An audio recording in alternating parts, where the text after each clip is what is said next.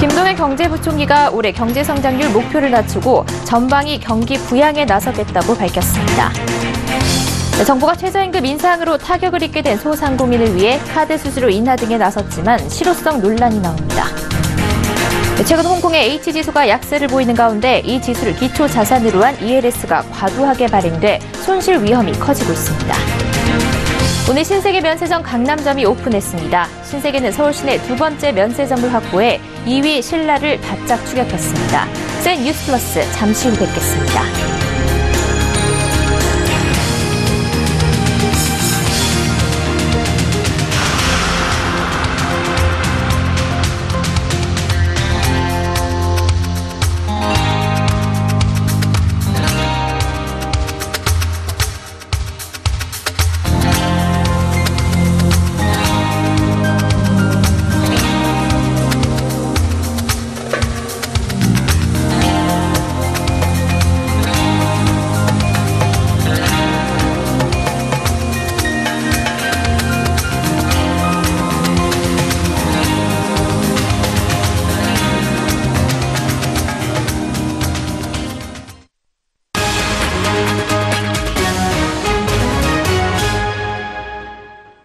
시청자 여러분 안녕하십니까? 센 뉴스 플러스 양한나입니다. 경제사령탑인 김동연 경제부총리가 올 하반기 경제 운용 방향 브리핑을 갖고 경기가 둔화하고 있다고 밝혔습니다. 그동안 김 부총리는 최저임금 인상 등에 따른 경제 상황을 예의주시하고 있다고 밝혔지만 정부가 경기 하강을 공식 인정한 건 이번이 처음입니다. 정부는 이에 따라 저소득층 지원책 확대 등을 포함해 전방위 경기 부양에 나서겠다고 밝혔습니다. 고현정 기자입니다. 김동연 경제부총리가 오늘 열린 경제장관 회의 브리핑에서 현실적이고 냉정하게 진단한 결과 당초 3% 성장 목표에서 올해 경제 성장률을 2.9%로 낮췄다고 말했습니다. 앞으로의 경제 상황도 녹록치 않습니다. 성장세가 둔화될 수 있고 고용이나 소득 분배 부진도 단기간 내에 나아지지 않을 것으로 예상됩니다. 작년 3.1% 성장에 이어 금년에도 당초 3% 성장을 전망했습니다만 이번에 2.9%로 하향 조정합니다. 이어 3%대 경제성장 경로 회복을 위해 노력하겠다는 포부를 밝혔지만 오늘 내놓은 내년도 성장률 역시 2.8%로 사실상 3%대 경제성장률을 포기했다는 평가입니다. 올해 취업자 증가폭 역시 전년보다 월 14만 명 감소한 18만 명 수준으로 전망되면서 고용 지표 역시 나쁜 것으로 나타났습니다. 설비 투자와 소비 지표 또한 적지 않게 줄어들고 있다고 밝혔습니다.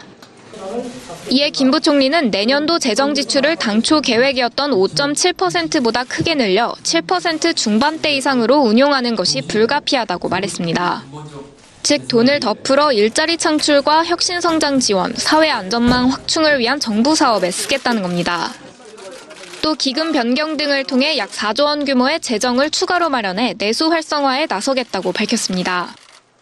근로장려세제인 EITC의 지원 대상과 지원 예산을 2배가량 대폭 늘려 3조 8천억 원 규모로 운용하겠다는 내용의 저소득층 일자리 소득 지원 대책도 이날 함께 발표됐습니다.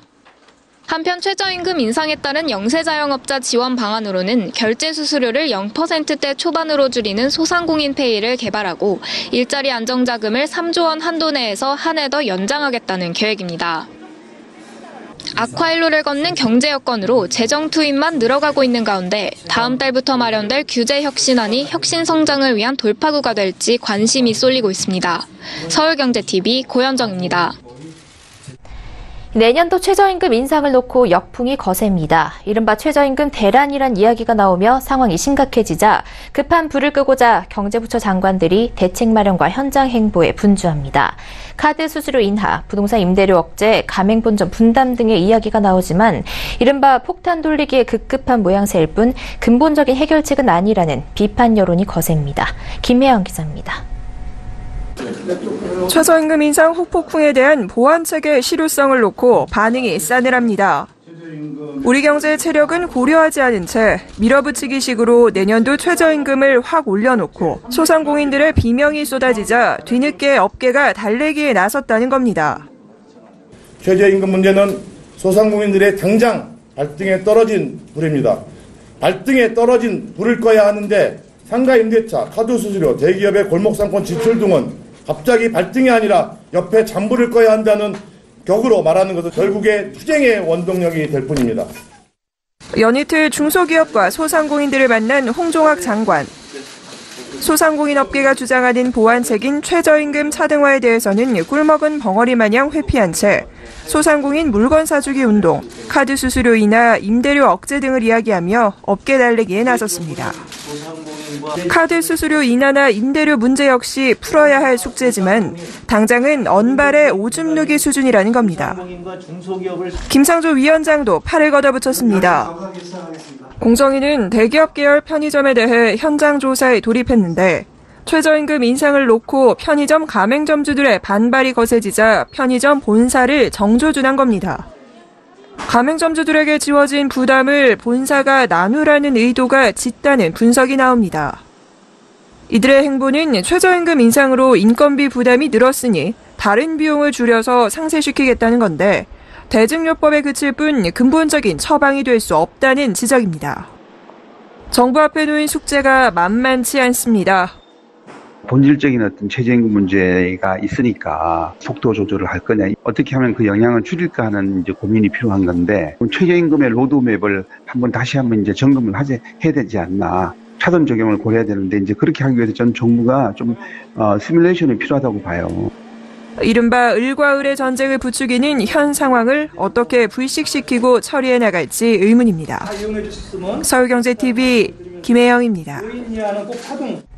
미중 무역 전쟁 등으로 글로벌 증시가 흔들리는 가운데 주가 연계증권 ELS에 대한 우려가 커지고 있습니다. 기초자산으로 삼는 H지수에 과도하게 쏠린 탓인데 금감원이 이를 점검하고 나섰습니다. 앵커 리포트입니다. 국민 재테크 수단으로 떠오른 주가 연계증권 ELS.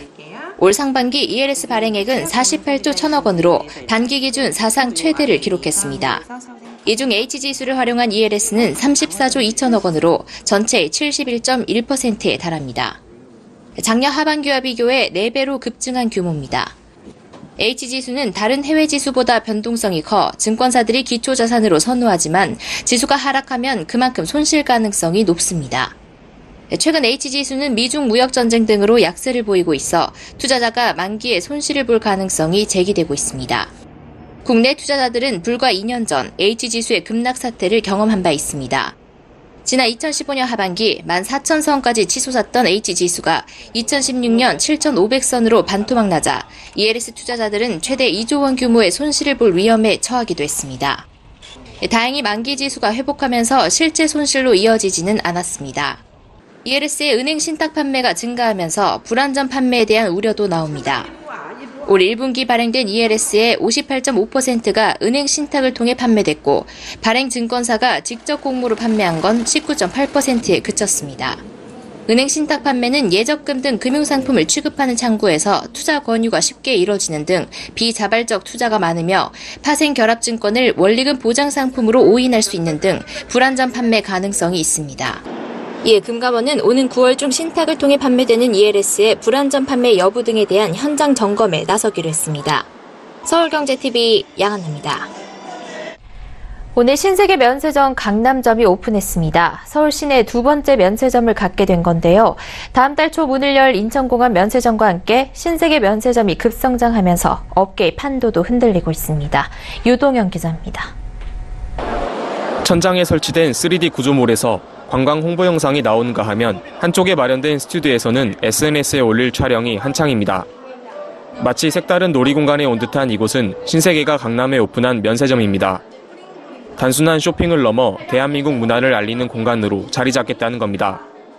국내 면세점 중 가장 높은 수준인 매장의 36%를 국내 브랜드로 채워 한국 상품 알리기에도 앞장섰습니다.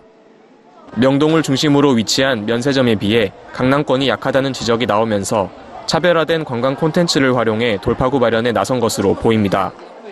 이번 개장으로 시내 면세점 두 곳을 갖게 된 신세계는 다음 달 초 인천공항 면세점 오픈을 앞두고 있습니다. 매년 성장세가 뚜렷했지만 롯데와 신라에 비해 시장 점유율이 낮았던 신세계는 어느덧 2위 신라를 위협할 수준으로 성장하고 있습니다. 이번 두 곳의 매장을 열어 점유율도 20%에 육박할 것이라 보고 있습니다. 이 같은 성장세에 힘입어 최근 롯데와 신라를 제치고 면세점 브랜드 평판 1위를 차지하기도 했습니다.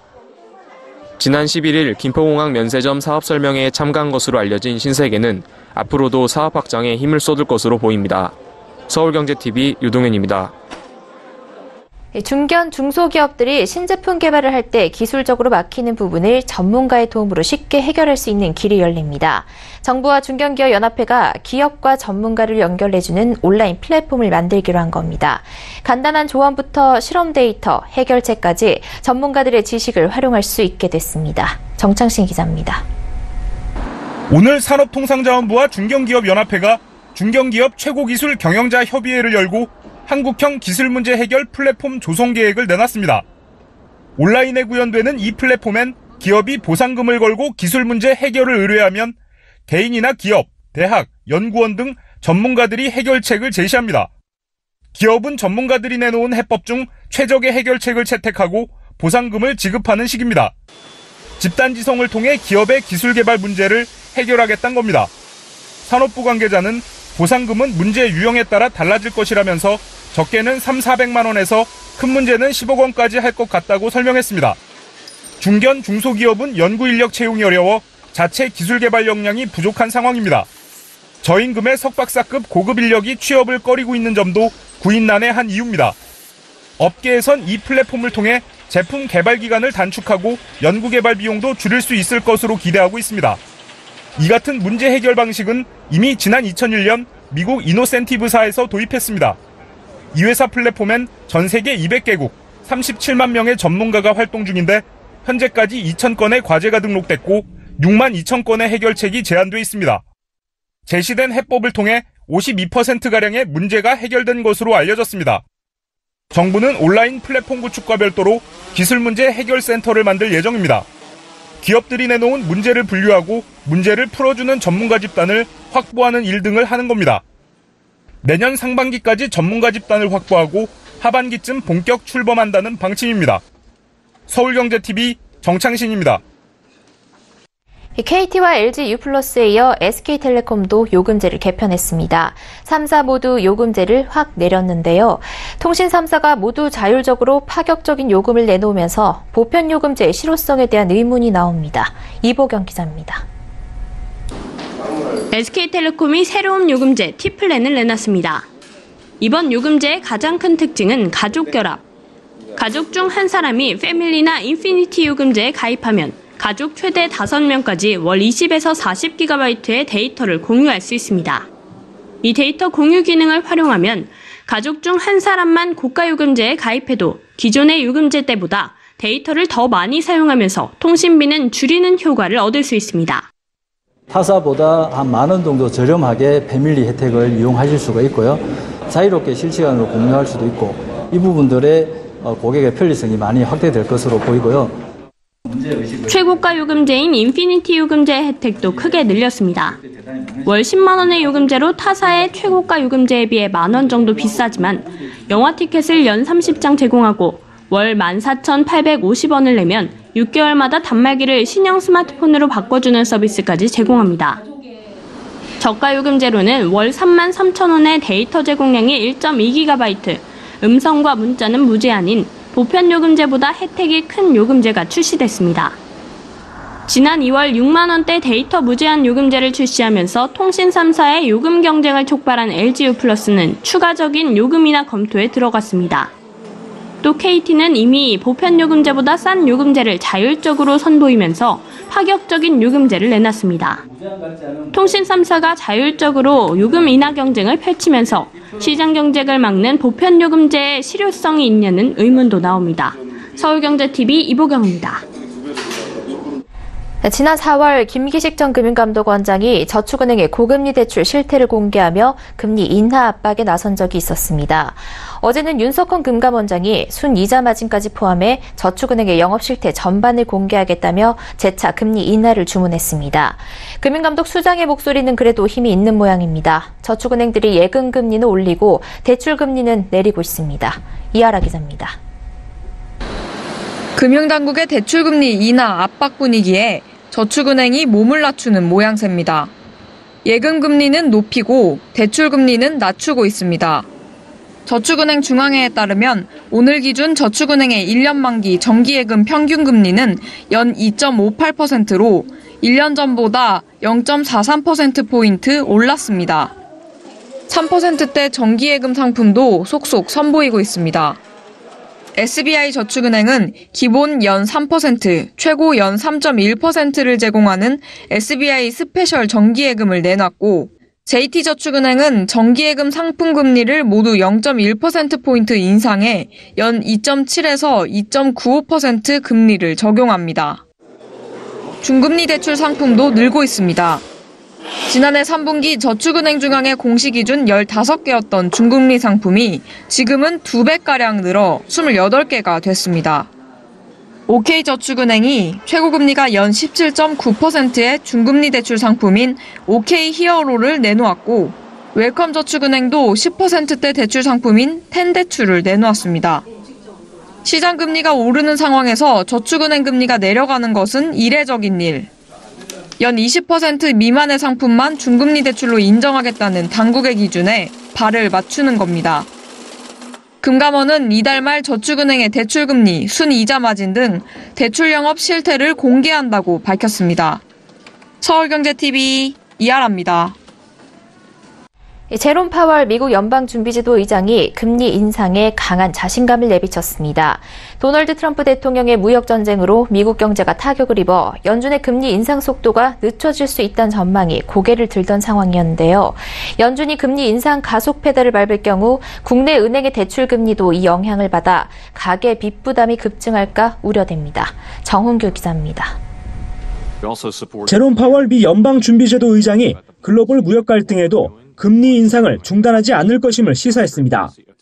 파월 의장은 현지 시각으로 어제 미 상원 은행위원회에 출석해 최근 경제 지표는 미국 경제가 견조하게 성장하고 있음을 보여준다며 현재 최선의 길은 점진적인 금리 인상 기조를 유지하는 것이라고 밝혔습니다. 무역 긴장의 고조로 연준의 금리 인상 속도가 늦춰질 수 있다는 기대가 사라진 셈입니다. 연준은 지난 6월 올해 안에 2차례 추가 기준금리 인상을 예고한 바 있습니다. 미국의 빠른 금리 인상은 이미 오르고 있는 국내 은행권의 주택담보대출 금리 상승 속도를 더 빠르게 할 수 있습니다. 이번 주에도 코픽스 상승의 영향으로 시중은행의 변동형 주택담보대출 금리가 0.02%포인트 뛰었습니다. 은행권에서 가장 높은 금리 수준은 연 4.74%까지 올라와 있습니다. 대출자들의 심리적 저지선으로 여겨지는 5%까지 0.26%포인트밖에 남지 않은 겁니다. 최근 2개월간 코픽스 상승폭은 신규 취급액 기준 0.05%포인트, 단순 계산으로 같은 속도라면 연말까지 0.15%포인트 가까이 오를 수 있는 셈입니다. 여기에 미국의 추가 금리 인상을 고려하면 은행 주택담보대출 금리가 빠르면 연내 0.25%포인트 넘게 올라 5% 선을 넘을 수 있다는 전망도 나옵니다. 한국은행에 따르면 금리가 0.25%포인트 오르면 변동금리로 돈을 빌린 가계에서 연 2조 3천억 원의 추가 이자 부담이 발생합니다. 서울경제TV 정훈규입니다.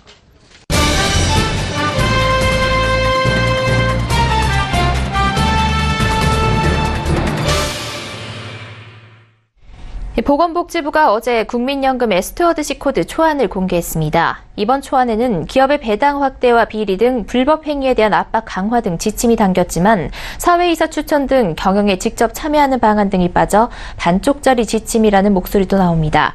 오늘 이슈플러스에서는 국민연금 스튜어드십 코드 초안의 내용과 반쪽 논란의 원인에 대해 금융증권부 김서훈 기자와 이야기 나눠보겠습니다. 김 기자, 국민연금의 스튜어드십 코드 초안이 드디어 공개가 됐는데요. 우선 스튜어드십 코드가 무엇인지 설명을 부탁드릴게요. 네, 스튜어드십 코드란 이 고객의 자산을 운용하는 기관 투자자가 이 주인의 재산을 관리하는 집사처럼 투자한 기업의 성장과 고객의 이익 향상을 위해서 기업의 의사결정에 보다 적극적으로 참여하도록 하는 행동 지침을 말합니다. 기업의 불법 행위와 이 부적절한 지배구조는 개선하고 투명성과 주주 친화 정책은 강화하는 것이 이 스튜어드십 코드의 주된 목표인데요. 전문가들은 스튜어드십 코드의 도입이 저평가된 우리 증시를 가치를 끌어올려 줄 것이라고 보고 있습니다. 네, 그렇다면 이번 국민연금이 내놓은 이 스튜어드십 코드 초안에 어떤 내용이 담겨 있는 겁니까? 네, 초안의 내용은 크게 수익성 부분과 투명성 부분으로 나누어 볼 수 있는데요. 이 국민연금은 우선 올해 안에 배당을 하지 않는 기업들을 압박해서 수익성을 개선할 계획입니다. 배당과 관련해 대화를 거부하는 등 개선 의지를 보이지 않는 기업의 경우에는 이 주주 활동의 단계를 즉각 높이고 또 필요할 경우에는 주주 제한권까지 활용할 계획입니다. 네. 그리고 이 기업의 투명성 강화를 위한 지침도 있다고요? 네, 맞습니다. 국민연금은 의사결정의 이 실효성과 투명성을 높이기 위해서 의결권 행사 내용을 사전에 공지하기로 했습니다. 현재는 의결권 행사 내용을 주주총회 후 14일 이내에 발표하는 것으로 지정이 되어 있는데요. 이를 바꿔서 주주총회 안건에 대한 이 국민연금의 찬반 의견을 주주총회 전에 공시하기로 한 겁니다. 주주대표 소송제도 하반기부터 시행하기로 했습니다. 주주대표 소송이란 기업 임원이 횡령이나 배임과 같은 실수를 통해서 이 기업과 주주들에게 손해를 끼쳤을 때 국민연금이 주주대표로 손해배상 소송을 하려고 나서는 것을 말합니다. 네, 주주의 권리, 기업 가치를 위한 다양한 지침들이 포함된 것 같은데요. 그럼에도 불구하고 반쪽짜리 제도라는 지적이 나오는 이유는 무엇일까요? 네, 이번 초안에 대해 실효성 의문이 나오는 가장 큰 이유는 직접적인 경영 참여에 대한 지침이 포함되어 있지 않기 때문인데요.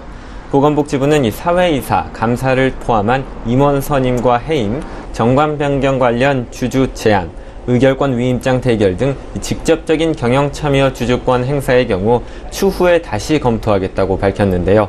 보건복지부 관계자는 자본시장법 시행령뿐만 아니라 상법과 자본시장법이 상당히 기업 친화적이기 때문이라면서 직접 경영 참여 유보의 이유에 대해서 설명했습니다. 네, 한편 국민연금이 주주로서의 독립성을 유지하기가 어려울 것이다, 이런 우려도 나오고 있다고요? 네, 맞습니다. 이 정부는 국민연금이 주주로서 독립적인 목소리를 낼 수 있도록 기존의 국민연금 의결권 전문위원회를 민간위원회로 구성된 수탁위원회로 확대 개편하기로 했는데요. 하지만 이 수탁위원회의 상위기관이 보건복지부 장관이 위원장으로 있는 기금운용위원회라는 점이 문제로 지적되고 있습니다. 수탁위원회가 민간위원으로 구성돼 있다 해도 정작 주주활동 기준과 절차의 마련, 투자 제한과 변경 등 주요 정책은 국민연금 기금운용위원회에서 결정을 하기 때문에 이 국민연금이 정부의 의지에서 자유롭기는 어려울 것이라는 분석이 지배적입니다. 네, 국민연금이 내놓은 스튜어드십 코드 초안을 둘러싼 논란에 대해 김서훈 기자와 이야기 나눠봤습니다. 오늘 말씀 고맙습니다. 고맙습니다.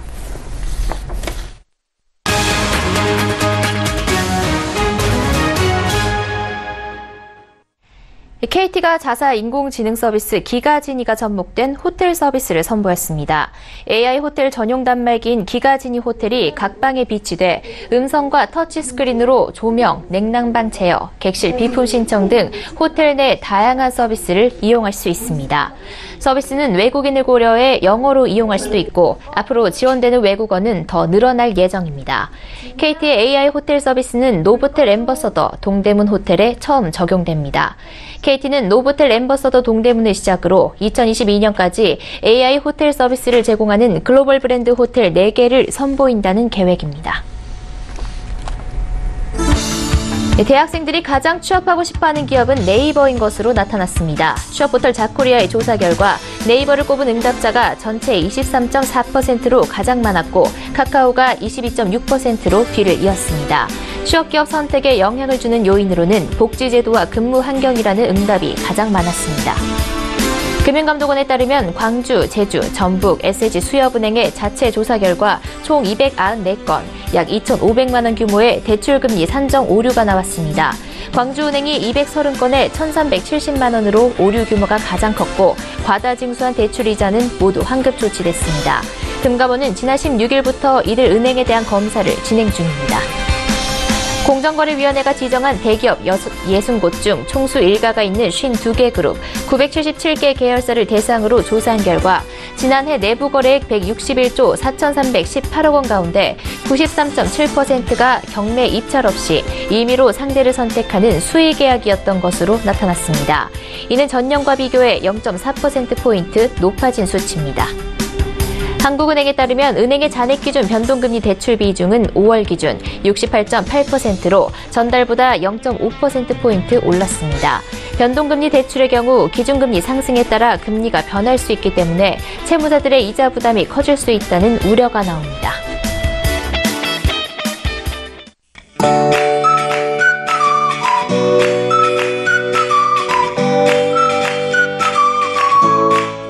안녕하세요. K웨더 라이프스타일 예보 첫입니다. 열흘가량 폭염이 이어지고 있습니다. 오늘 밤 사이에도 열대야가 나타나는 곳이 있겠고요. 내일도 한낮 기온은 서울이 35도, 대구는 37도까지 오르겠습니다. 여기에 북태평양 고기압 영향으로 대기가 습해 후덥지근하겠고요. 이 고기압 영향으로 대체로 맑은 하늘 아래 강한 햇볕이 내리쬐면서 자외선 또한 강하겠습니다. 이에 따라 자외선 지수 매우 나쁨 단계가 예보돼 있고요. 자외선이 강해 오존의 생성도 활발해져 오존 농도도 나쁨 단계로 높겠습니다. 이렇게 덥고 자외선과 오존이 강한 날에는 어린이나 노약자분들은 가급적 실외 활동은 자제하셔야겠고요. 물을 수시로 마셔서 수분을 보충해줘야 합니다. 또 주정차된 차량에 어린이나 반려동물을 놓고 가는 건 금물입니다. 내리기 전에 반드시 확인하셔야겠습니다. 다음은 자세한 지역별 내일 날씨를 나절 예보를 통해서 살펴보겠습니다. 중부지방 낮 기온 서울과 수원, 대전, 청주 35도로 예상되고요. 미세먼지 농도는 보통 단계가 되겠습니다. 동해안 지방 구름만 조금 지나겠습니다. 다만 낮 기온 강릉 35도로 예상됩니다. 남부지방 한낮에 대구 37도로 무척 덥겠습니다. 여기에 부산과 울산으로는 미세먼지 농도가 다소 높겠습니다. 해상의 하늘도 구름만 조금 지나겠고요. 물결도 잔잔하게 일겠습니다. 폭염은 앞으로 장기화될 전망입니다. 기세를 더해 주말에도 서울의 낮 기온 35도, 다음 주에는 36도까지 올라서 이 올해 들어 가장 더운 날씨가 될 것으로 보입니다. 날씨였습니다. 센 뉴스 플러스 여기까지입니다. 시청해주신 여러분 고맙습니다.